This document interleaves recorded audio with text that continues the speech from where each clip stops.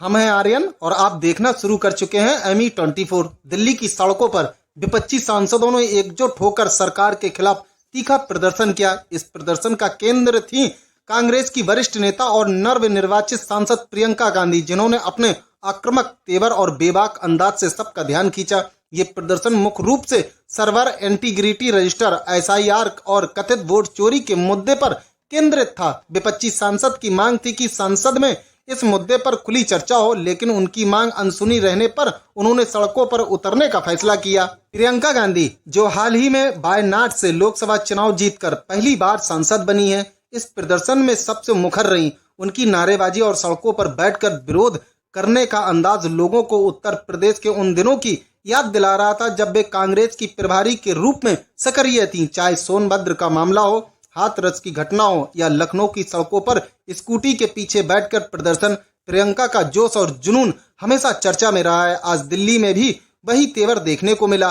पसीने से लथपथ लेकिन गुस्से और नाराजगी से भरी प्रियंका गांधी ने लगातार एक ही नारा दोहराया, ये सरकार कायर है, जब जब डरती है पुलिस को आगे करती है। चाहे बस में बैठकर नारेबाजी हो, थाने की ओर जाते समय नारे लगाने हो या सड़क पर धरना देना हो, प्रियंका ने हर पल अपनी मौजूदगी दर्ज कराई। उनकी बॉडी लैंग्वेज और बेबाक अंदाज ने न केवल विपक्षी सांसदों को ऊर्जा दी बल्कि आम लोगों का ध्यान भी खींचा। विपक्ष लंबे समय से संसद के अंदर और बाहर SIR और कथित वोट चोरी के मुद्दे पर चर्चा की मांग कर रहा है। राहुल गांधी द्वारा इस मुद्दे पर खुलासे के बाद विपक्ष को और ताकत मिली। विपक्षी सांसदों ने फैसला लिया कि वे चुनाव आयोग से मिलकर इस मामले को उठाएंगे। इसके लिए उन्होंने मार्च निकालकर चुनाव आयोग के दफ्तर तक जाने की योजना बनाई, लेकिन पुलिस ने रास्ते पर बैरिकेडिंग कर दी, जिससे सांसदों को रोका गया।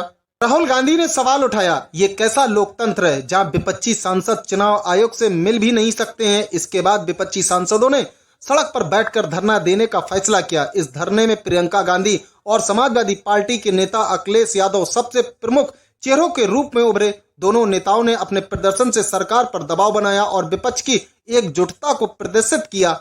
2024 के लोकसभा चुनाव के बाद इंडिया गठबंधन, जिसमें Congress, Samajwadi party, TMC, RJD जैसे 25 दल शामिल है, पहले से कहीं अधिक मजबूत नजर आ रहा है। इस प्रदर्शन में विपक्ष ने सरकार के सामने आंख में आंख डालकर सवाल उठाए। प्रियंका ने संसद में भी सरकार को कटघरे में खड़ा किया। उन्होंने कहा, मैं बोलने से पहले ही आप लोग क्यों भाग जाते हैं। ये तेवर न केवल उनकी अपनी ताकत दिखाता है बल्कि विपक्ष की बढ़ती ताकत का भी प्रतीक है। आने वाले समय में बिहार में विधानसभा चुनाव होना है। इस प्रदर्शन ने साफ कर दिया है कि विपक्ष इस बार पूरी ताकत के साथ मैदान में उतरेगा। राहुल गांधी, प्रियंका गांधी, अखिलेश यादव, तेजस्वी यादव और ममता बनर्जी जैसे नेता जनता के बीच वोट चोरी और SIR के मुद्दे को जोर शोर से उठाएगा। ये प्रदर्शन उस रणनीति का हिस्सा है जिसके तहत विपक्ष जनता को ये संदेश देना चाहता है कि सरकार जवाबदेही से भाग रही है।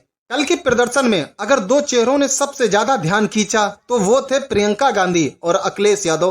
प्रियंका का जोश और अखिलेश की रणनीति चतुराई ने प्रदर्शन को नई ऊंचाइयों तक पहुंचाया। प्रियंका का सड़क पर बैठना, बस में नारेबाजी करना और हर कदम पर सरकार को चुनौती देना उनके पुराने तेवर की याद दिलाता है। वही अखिलेश यादव ने अपने शांत लेकिन प्रभावी अंदाज से विपक्ष की एकजुटता को और मजबूत किया।